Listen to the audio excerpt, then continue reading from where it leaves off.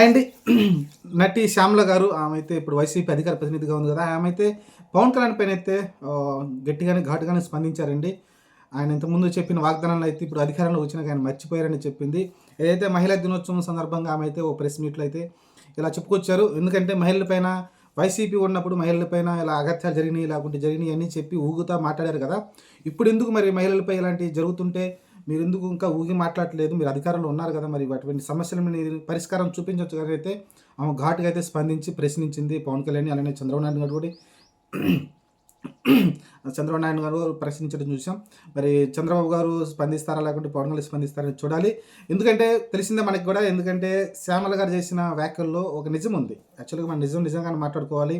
అది వైసీపీ అయినా సరే, టీడీపీ అయినా సరే, జనసేన సరే ఎవరైతే నిజాలు మాట్లాడతారో ఆ నిజాలనైతే నిజంగానే ఒప్పుకోవాలి మనమైతే.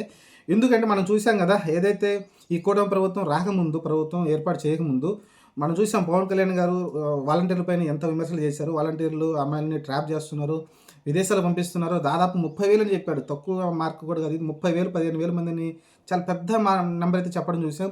మరి ఇప్పుడు అధికారంలోకి వచ్చిన తర్వాత వాళ్ళందరినీ రిటర్న్ తీసుకురావచ్చు కదా! ఒక సెపరేట్‌గా ఒక టీమ్‌ని పెట్టి, రెస్క్యూ టీమ్ పెట్టి ఆ టీమ్‌తో పాటు చేయొచ్చు కదా! అలానే రీసెంట్‌గా వీళ్ళు ప్రభుత్వం వచ్చిన తర్వాత కొన్ని అమ్మాయిల పైన కొన్ని అగత్యాలు జరుగుతా ఉన్నాయి. రీసెంట్‌గా ఒకటి జరిగింది. అధికారంలోకి వస్తే ఆ అమ్మాయి పేరు ఒకటి జరిగింది కదా! దాని గురించి ఆయన ఇమ్మీడియేట్‌గా దాని గురించి ఛేదిస్తానని చెప్పాడు. ఆ శ్యామల గారు అదే ప్రశ్నించారు. మరి వాటి గురించి ఇప్పుడు ఎందుకు స్పందించట్లేదు? ఆయన పైన ఆయన శాఖల గురించి ఆయన చేసుకుంటూ పోతున్నాడు తప్ప, ఏదైతే ఆయన దీనికి ముందు వైసీపీ గవర్నమెంట్‌ని ఎంత విమర్శించాడో ఈ మహిళల పైన అగత్యాల గురించి, వాళ్ళకి సేఫ్టీ గురించి ఎంత గట్టిగా ప్రశ్నించారో పవన్ కళ్యాణ్, ఇప్పుడు ఎందుకు దాని గురించి పెద్దగా స్పందించట్లేదని అయితే శ్యామల గారైతే ప్రశ్నించారండి. ఆ ప్రశ్నలో ఖచ్చితంగా ఒక నిజాయితీ ఉంది, నిజం ఉంది. ఖచ్చితంగా తప్పు లేదు ఆమె ప్రశ్నించడంలో. దానికి సమాధానం చెప్పాల్సిన బాధ్యత అయితే పవన్ కళ్యాణ్ పైన ఉంది. చంద్రబాబు నాయుడు పైన, సీఎం చంద్రబాబు నాయుడు పైన కూడా ఉంది. ఖచ్చితంగా దీని గురించి స్పందించాలి. ఎందుకంటే మనం చూస్తున్నాం మరి మహిళల సంరక్షణ కోసం మరి ఎలాంటి చర్యలు తీసుకుంటారు? ఇంతకుముందున్న ప్రభుత్వం మరి ఇలా చేసిందని ఇలా చాలామంది ఇబ్బంది పడ్డారు మహిళలని చెప్పుకొచ్చిన ఇదే చంద్రబాబు నాయుడు, ఇదే నా పవన్ కళ్యాణ్ అయితే మరి ఈ రోజు దాని గురించి ఎలాంటి చర్యలు అయితే తీసుకున్నట్టయితే మనకైతే కనిపించట్లేదు. ఇంకా రోజు రోజు జరుగుతూనే ఉన్నాయి. మహిళలపైన అగత్యాలు కావచ్చు, రకరకాలు జరుగుతూనే ఉన్నాయి ఇన్సిడెంట్. ఏదైతే చాలామంది తప్పిపోయారు, లేకుంటే మిస్ అయ్యారు, మిస్సింగ్ జరిగిందని చెప్పారో అప్పుడు మరి వాళ్ళందరినీ ఎక్కడెక్కడైతే ఉందో వాళ్ళని కొంచెం ట్రాప్ చేసి తీసుకురావచ్చు కదా! ఇప్పుడు వాళ్ళే కదా గవర్నమెంట్ ఫార్మ్ చేసింది. కాబట్టి వీటన్నిటి గురించి అయితే పవన్ కళ్యాణ్ అయితే చెప్పాల్సి ఉంటుంది.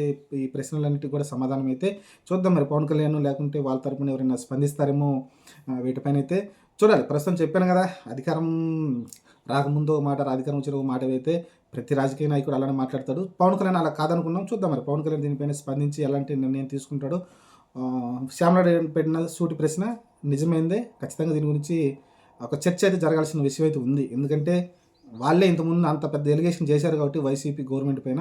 ఇప్పుడు వీళ్ళు అధికారంలోకి వచ్చారు కాబట్టి దాన్ని మరి ఛేదించి చూపించాలి. ఇదిగో వైసీపీ గవర్నమెంట్ టైంలో ఇలాంటి జరిగినాయి, ఇలాంటి అగత్యాలు జరిగినాయి. ఇదిగో ఇంతమందిని మేము వెనక్కి తీసుకొచ్చామని చూపిస్తే అప్పుడు ఎప్పుడైతే వాళ్ళు విమర్శ చేశారో అప్పుడు పవన్ కళ్యాణ్, చంద్రబాబు నాయుడు ఆ విమర్శకి ఒక అర్థం ఉంటుంది. చూద్దాం మరి ఏం జరగబోద్దో, పవన్ కళ్యాణ్ దీని గురించి ఎలాంటి స్పందన చేస్తాడు.